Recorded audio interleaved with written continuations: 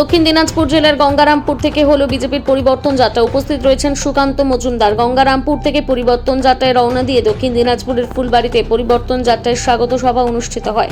বালুরঘাটের সাংসদ তথা কেন্দ্রীয় প্রতিমন্ত্রী সুকান্ত মজুমদার ছাড়া উপস্থিত ছিলেন উত্তর মালদার সাংসদ খগেন মুর্মু, রায়গঞ্জের সাংসদ কার্তিক পাল, গঙ্গারামপুরের বিধায়ক সত্যেন্দ্রনাথ রায়, তপনের বিধায়ক বুধরাই টুডু, দক্ষিণ দিনাজপুর জেলা বিজেপির সভাপতি স্বরূপ চৌধুরী সহ বিজেপির নেতৃত্ব।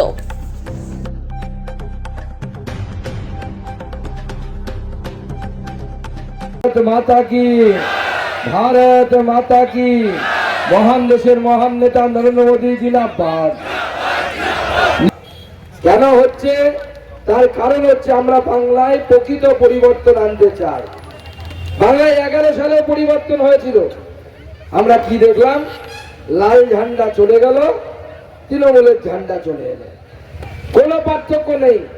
যে গুন্ডারা সিপিএম এর হয়ে গুন্ডামি করতো, তোলাবাজি করতো, তারাই আবার রাতের মধ্যে তৃণমূল হয়ে গেল। কি ঠিক বলছি কিনা? ঠিক বলছি কিনা? কুমারগঞ্জে সেটাই হয়েছে কিনা? যে গুন্ডারা আগে সিপিএম এর হয়ে মারামারি করতো, তারাই তৃণমূল হয়ে গেল, তারাই তৃণমূলে চলে গেল। সেই নেতারা যারা বালি পাচার করতো, যারা গরু পাচার করতো, তারাই এখন নাকি তৃণমূল। ঠান্ডা ঠান্ডা কুলকুল, তারা সবাই তৃণমূল। এবং এই তৃণমূল এই রাজ্যটাকে কি করেছে আপনারা আমার থেকে ভালো জানেন। এই রাস্তা দিয়ে যখন গাড়ি ঢোকে, অন্য রাজ্যের গাড়ি আসে, কি আসে কিনা? সবাইকে দাদন কাটতে অন্য রাজ্যে নিয়ে যায়, যায় কিনা? এই সামনের রাস্তাটা দিয়ে ঢোকে, আমি দেখেছি। এই দিক দিয়ে ঢোকে, আমাদের গ্রামগুলো পুরো শূন্য হয়ে যাচ্ছে। ছেলেরা নেই, যুবক ছেলেরা, জোয়ান ছেলেরা গ্রামে কেউ থাকতে পারছে না। হিন্দু হোক, মুসলমান হোক, কারো বাড়িতে জোয়ান ছেলে নেই। মা বাবার যখন মরার সময় হচ্ছে, মুখে জল দেওয়ার জন্য ছেলে মেয়ে কাউকে পাওয়া যাচ্ছে না। সবাই অন্য রাজ্যে, কাজ নেই এখানে।